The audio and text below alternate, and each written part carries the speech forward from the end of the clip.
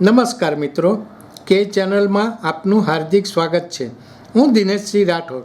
આજે આપણે જોઈશું કેન્દ્રીય રાજ્યમંત્રી એસપી સિંઘ બધેલે વિશ્વની સૌથી ઊંચી પ્રતિમા સ્ટેચ્યુ ઓફ યુનિટીની મુલાકાત કરી.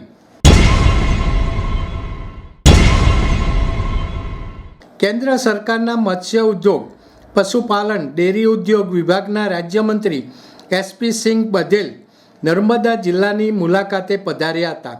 એકતાનગર સ્થિત સરદાર સાહેબની વિશ્વની સૌથી વિરાટ પ્રતિમા સ્ટેચ્યુ ઓફ યુનિટી નિહાળીને ગર્વ અનુભવી સરદાર સાહેબને ભાવાંજલિ અર્પી હતી. મંત્રીએ સ્ટેચ્યુ ઓફ યુનિટી સાથે અન્ય પ્રકલ્પો નિહાળી આનંદની અનુભૂતિ સાથે એકતાનગરના શ્રેષ્ઠ પ્રવાસન સ્થળોની પ્રશંસા કરી હતી. આંતરરાષ્ટ્રીય પ્રવાસનના કેન્દ્રબિંદુ તરીકે ઉભરી આવેલા સ્ટેચ્યુ ઓફ યુનિટીમાં પ્રદર્શન કક્ષ સહિત સરદાર સાહેબના જીવન કવનની તસવીરી ઝલક મંત્રીએ નજરે નિહાળી હતી. આ મુલાકાત દરમિયાન ગાઈડ મયુરસિંહ રાહુલ દ્વારા મંત્રીને સ્ટેચ્યુ ઓફ યુનિટીના સમગ્ર નિર્માણ અને પ્રોજેક્ટની વિશેષતા વિશે ઝીણવટભરી માહિતીથી વાકેફ કર્યા હતા. મુલાકાત બાદ જિલ્લા કલેક્ટર એસ.કે. મોદી અને સ્ટેચ્યુ ઓફ યુનિટી વિસ્તાર વિકાસ અને પ્રવાસન નિયમન સત્તામંડળના અધિક કલેક્ટર નારાયણ માધુએ મંત્રીને સ્મૃતિરૂપે સરદાર સાહેબની પ્રતિકૃતિ અને કોફી ટેબલ બુક અર્પણ કર્યા હતા. મંત્રી બધેલે સ્ટેચ્યુ ઓફ યુનિટીની મુલાકાત પોથીમાં નોંધ્યું કે સ્ટેચ્યુ ઓફ યુનિટીના દર્શન કરવાનો અવસર પુનઃ પ્રાપ્ત થયો.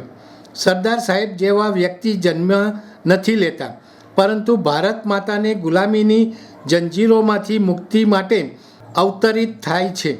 મહાપુરુષોના સ્મારકથી જાગૃતિ આવે છે, જાગૃતિથી વિચારો બદલાય છે, વિચારોથી સંઘર્ષ કરવાની ક્ષમતા આવે છે, સંઘર્ષથી સત્તા અને સત્તાથી ઇતિહાસ બને છે, જેને સદીઓ સુધી યાદ કરવામાં આવે છે.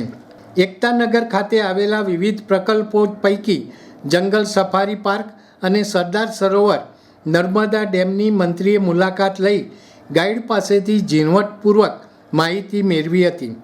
મંત્રીની આ મુલાકાત દરમિયાન તેઓની સાથે જિલ્લા કલેક્ટર એસ.કે. મોદી, સ્ટેચ્યુ ઓફ યુનિટીના અધિક કલેક્ટર નારાયણ માધુ, નાયબ કલેક્ટર પ્રોટોકોલ એન.એફ. વસાવા અને નાયબ કલેક્ટર અભિષેક સિંહા સહિત જિલ્લા વહીવટી તંત્ર અને સ્ટેચ્યુ ઓફ યુનિટીના અધિકારી કર્મચારીઓ જોડાયા હતા.